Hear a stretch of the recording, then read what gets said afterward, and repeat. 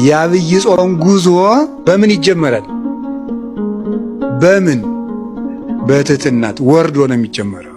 ወርዶ ነው የሚጀመረው፣ በትሕትና ይጀመራል። የልዕልና መጀመሪያው ትሕትና ነው። ለዚህ ነው አባቶቻችን ምን ይባላል? ምን ይላሉ? ትሕትና የትሩፋት ሁሉ ምንድናት ይላሉ?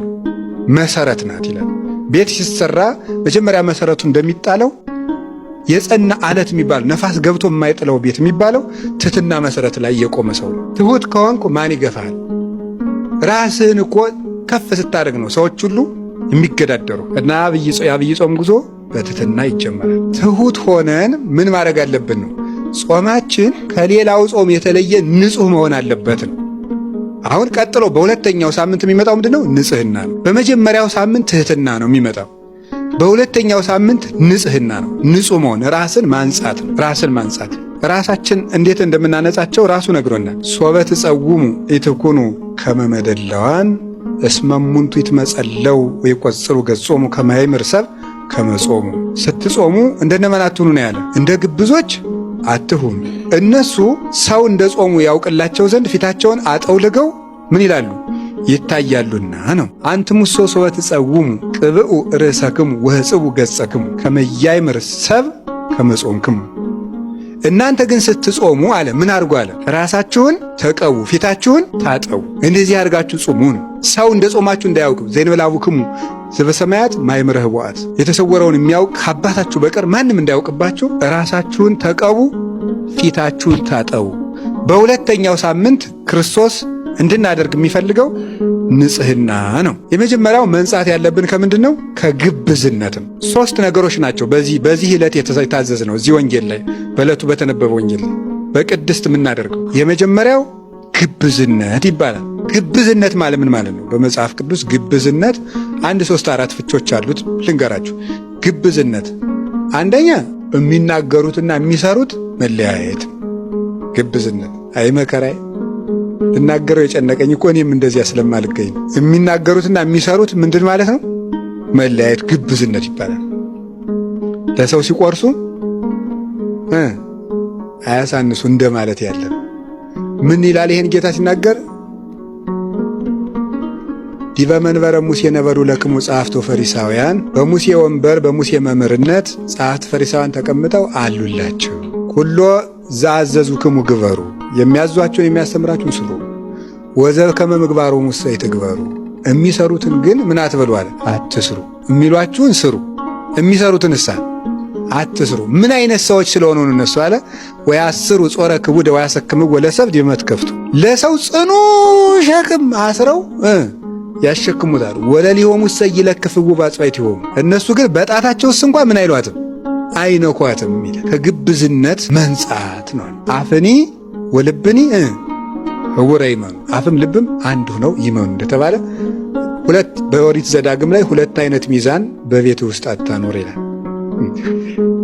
ይገርማል። ሊቃውንቱ የሚሉት ነገር ማነው? እግዚአብሔርም ያለው ነገር ሊቃውንቱም አድርገው የሚተረጉሙትን ብትሰሙት ታምር ነው። ስንት አይነት ሚዛን ነው የሚለው? 2 አይነት ሚዛን። 2 አይነት ሚዛን ማለት ምን ማለት ነው? ለሌላው ምን አድርገህ የምትሰፍርበት ነው? ጠበቅ አድርገህ የምትሰፍርበት፣ ለአንተ አነስ አድርገህ የምትሰፍርበት ልብ አይኖርህ ነው። ለሌላው ይሄን አድርጉ ብለህ ካዘዝክ ለአንተም ደግሞ ያኑ ሚዛን እኩል መዝነው ነው። ዘወረደ የሚባለው እግዚአብሔር ሰማይን ዝቅ ዝቅ አድርጎት መጣ ነው። በጣም ነው የሚገርመኝ።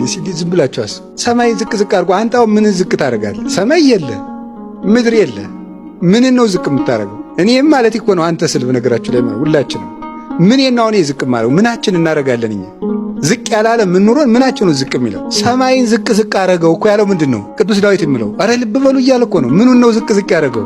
ትልቅ ነገሩን እኮ ዝቅ አድርጎት መጣ ነው። ሰማይ እንጂ ሰማይን ይዞ ተዚህ ወርዶ አይደለም። ሰማይ ወደዚህ ዝቅ ቢል አትደነቁ? አሁን ይሄ ሰማይ ዝቅ እያለ ቢወርድ አይደጋቸው? ክርስቶስ ከዚህ በላይ የሆነ ነገር ነው ዝቅ አድርጎ ይመጣ። ልዕልናውን ዝቅ አድርጎ ምልአቱን ወስኖት ርቀቱን አግዝፎት ዝቅ አድርጎ ሰማያት ያላቸው እነዚህ ናቸው። ምልአቱ፣ ስፋቱ፣ ርቀቱ፣ መንግስቱ፣ እበዩ፣ ልዕልናው ብለው 7 ያደርጓቸዋል ሊቃውንቱ። እነዚህን ነው ዝቅ ያደርጋቸው። ንጉሥ እኮ ከድሃ ቤት ምሳ ሲበላ ብናየው አይደንቃችሁ? እፎ ቤተ ነዳይ አደረክም ምስኪን ነው። እንደ አንድ ንጉሥ እንዴት ያሉ ንጉሥ ናቸው! ቆሎ እኮ በሉ ተብሎ ይደነቃል። እኔ ቤት እኮ ቅራሪ ቀመሱልኝ ተብሎ ነገ የሚፈርሰው ሰውዬ በሶስተኛው ቀን ብንሄድ አፍንጫችን ይዘን የሚያስመልሰን ሰውዬ እኮ ነው። ንጉሱ ነው የሚደነቅ። ክርስቶስ ዝቅ ብሎ በእኛ መንደር ሲመጣ አይቀርባችሁ? የእኛን ልብስ ለብሶ እንደኛ እያለቀሰ እንደ ሕፃናት እታች ወከመ ሕፃናት በከየ እንደ ሕፃናት እያለቀሰ ሰው ታቅፎት እንዲያው ጾም እኮ ነው። ይሄ ነገር ነው ዘወረደ ተጾሞ እዚህ ነው የሚጀመረው። በዚህ ስትመሰጥ ጾሙ ደስ ይላል ማለት። ይሄንን ነው ሊቃውንቱ ያደነቁት። ዘያገምሮ መካን አግመረቶ ድንግል። ቦታ የማይወስነውን አምላክ ማን ወሰነችው አለ? ድንግል ወሰነችው። ባይል ዘይሁብ ብኢለ ኮነ ነዳየ በእንተ ሥርዓተ ትስብእት። ለሁሉ ሀብትን ባለጸጋን የሚሰጥ እሱ ሰው ስለመሆኑ ምን ሆነ አለ? ድሃ ሆነ። ከምዕባል አነ በንዴተ ዚአሁ። በሱ ድህነት እኔ ባለጸጋ እሆን ዘንድ እርሱ ስለኔ ድሃ ሆነ። ቦታ የማይችለው አምላክ እርሱ አንዲት ድንግል ታቀፈችው። ነሳይኩ አርአያሁ ወያቀብክዎ። እሱ መልኩን ሰጠኝ፣ እኔ ግን አልጠበቅኩትም ነበር አለ። ነሳ ሥጋዬ፣ ሥጋዬን የኔን ሥጋ ለብሶ መጣ። ወረሰዮ ለሥጋዬ ዘይመውት። የኔን ሥጋ የማይሞት የማይፈርስ የማይበሰብስ አደረገው ይላል ቅዱስ ጎርጎርዮስ ሃይማኖተ አበው ምዕራፍ 61 ቁጥር 34 ላይ ሲናገር። ይሄን የሚያስደንቅ ቦታ የማይችለው ጌታ በአንዲት እዚህ ታገሰ ለተጸንሶ ይለዋል ቅዱስ ቄርሎስ። ቦታ የማይችለው አምላክ ከእናቱ ሆድ 9 ወር ከ5 ቀን ታግሶ በቅታው ቁጭ ሲል ያድንቃል፣ ያስደንቃል። እናቱም ትደንቀናለች፣ እሱም ያስደንቀናል። ከርሰ ድንግል አቤ ወተለዓለም ሰረገላ ኪሩቤል ወተሰብሐም ሱራፌል ይላል አባ ጊዮርጊስ። የእመቤታችን የቅድስት ድንግል ማርያም ማኅፀን ከኪሩቤል ሰረገላ በለጠ፣ ከፍ ከፍ አለ፣ ሱራፌልንም ላቃቸው ይላል። እንዴት ያለ ማኅፀን ነው! የእሱ መውረድ የእሷ መወሰድ የሚያስደንቅ። ቅዱስ ዮሐንስ አፈወርቅ እንዴት እንደሚል ደግሞ ተመልከቱ። ምን ተእብሎ ምን ተእነብብ እስመ ብሎ የመዋዕል ኮነ ሕፃነ። ቀዳማዊ እርሱ ሕፃን ሆኖ ታይቷልና ምን ልናገር እችላለሁ? ዘይነብር ዲበ መንበር ልዑል ወዘይትሊዓለም ሰማየ ሰማያት። ከሰማያት በላይ ባለ ሰማይ የሚኖር እርሱ ተወዴ ውስጥ ተጎል፣ በበረት ውስጥ እሱ ተጣለ። ስለዚህ ነገር ምን እናገራለሁ ይላል። ዘይትገሰጽ የማይያዝ እሱ፣ ዘይንበለ ሥጋ ሥጋ የሌለው እሱ፣ ተገሰበ እደ ምድራውያን በምድራውያን እጅ ተዳሰሰ እርሱ። ለዘይመትር ማይሰራ ኃጢአት ጠብለልዎ በአጽርቅት። ታድገ ለከ ኃጢአትከ ታድገ ለኪ ኃጢአትኪ እያለ የኃጢአትን ማሰሪያ የሚቆርጠውን በጨርቅ ተጠቀለሉት። ከማያልብሶ ለዘማሰነ ክብሩ ሀበ ክብር። ክብሩ የጠፋ አዳምን ክብሩን ያለብሰው ዘንድ ወለዘጠፋ ስባቲሁ ያልብሶ ስባተ። ጌትነቱ የተወሰደበትን አዳምን ጌትነትን ይሰጠው ዘንድ እርሱ ሰው ሆነ። ወለትይርተ ቃል ይክሰቶ በጌራ መድኃኒት። አዳም ከእኛ እንዳንዱ ሆነ ብሎ በምጸት ቃል የተናገረውን መሬት አንተ ወትገብ ውስተ መሬት ያለውን ያንን ሥጋ በባሕርይ አምላክነት ይገልጠው ዘንድ እርሱ ሰው ሆኖ መጥቷልና እንዲያው ምን እላለሁ እንዲያው ምን እናገራለሁ ይላል። ነሳ ሥጋዬ ወወሀበኒ መንፈሶ። የእሱን ሥጋ ለእኔ ወሰደ፣ የእሱን መንፈስ ደግሞ ለእኔ ሰጠኝ። ወወሀብኩ ሥጋዬ፣ የኔን ሥጋ ለተዋህዶ ሰጠሁት። ወነሳይክዎ መልሼ ቆረብኩት። ይሄንን አድርገልኝ ወዘገብኩ ረብሐ ሕይወት፣ ብዙ ብዕል ክብርን ጸጋን የዘላለም ሕይወትን አገኘሁ ብሎ ይነገራል። ይሄን ነው ማድረግ። አብይ ጾም የመጀመሪያው ሳምንት እስከ 12 ሰዓት ይጾማል። 40ው ቀን እስከ 11 ሰዓት ይጾማል። ሰሙነ ሕማማት ደግሞ እስከ 13 ሰዓት ወይም እስከ ምሽት 1 ሰዓት ይጾማል። ዓርብ ረቡዕ ወይም ጾመ ድህነት ይባላል። እነዚህ ደግሞ እስከ 9 ሰዓት ይጾማሉ። ምክንያት አላቸው፣ እነሱ እናመጣቸዋለን። አብይ ጾምን ታላቅ ጾም የሚያሰኘው ምዕመናን የቀኑ ርዝመት አይደለም። በቀን ርዝመት ቢሆን ኖሮ ከአብይ ጾም በላይ በቀና ብዛት ሌላ ጾም አለ። ጾመ ድህነት ተብሎ የሚጠራው በሳምንት ዓርብና ረቡዕ ምን ጾመው ጾም አለ አይደል? አዎ፣ ሲደመር ወደ 88 ቀን ይደርሳል። ስለዚህ በቁጥር ብዛት አይደለም። ይህንን ጾም ታላቅ ጾም ያደረገው ማን ስለ ጾመው ነው? ራሱ አምላካችን መድኃኒታችን ኢየሱስ ክርስቶስ የጾመው ጾም። አምላካችን መድኃኒታችን ኢየሱስ ክርስቶስ ጾሟል። ክርስቶስ በምድር ላይ ሳለ በመዋዕለ ሥጋዌው ሰው ሆኖ በምድር ሲመላለስ ያደረጋቸው ነገሮች ሁሉ ለአርአያ ያደረጋቸው ናቸው፣ ለምሳሌ ያደረጋቸው ናቸው።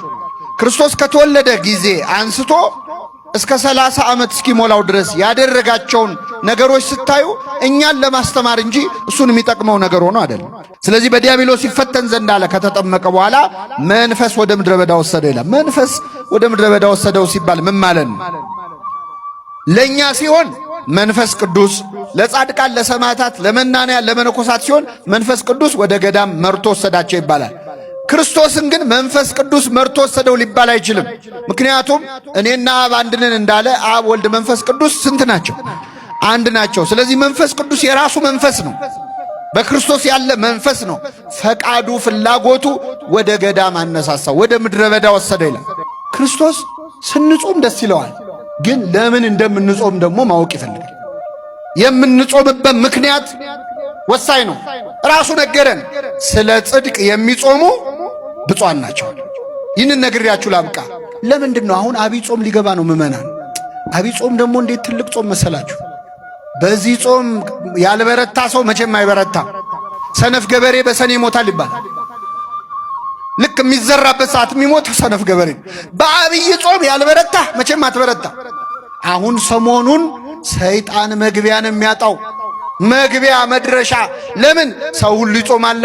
ከሚጾመው ሰው አፍ እሳት ይተፋበታል ይላል፣ አይኑን ይወገዋል። ስለዚህ ጾም ሲመጣ ሰይጣን መድረሻ ያጣ፣ ድል ይነሳል። አሁን በዚህ ጾም ምን ልታረጉ አሰባችሁ ምእመናን? ምንድነው አሁን ከነገ ጀምሮ ቤተ ክርስቲያን ጾም አወጀች ለኛ ብላ። እስቲ ጌታን ምሰሉ ብላ፣ ክርስቶስን ምሰሉት፣ ከኔ ተማሩ እኔ የዋህ በልቤም ትሑት ነኝ ያለውን ክርስቶስን ምሰሉት ብላለች። እስቲ ክርስቶስን እንምሰለው በዚህ ጾም።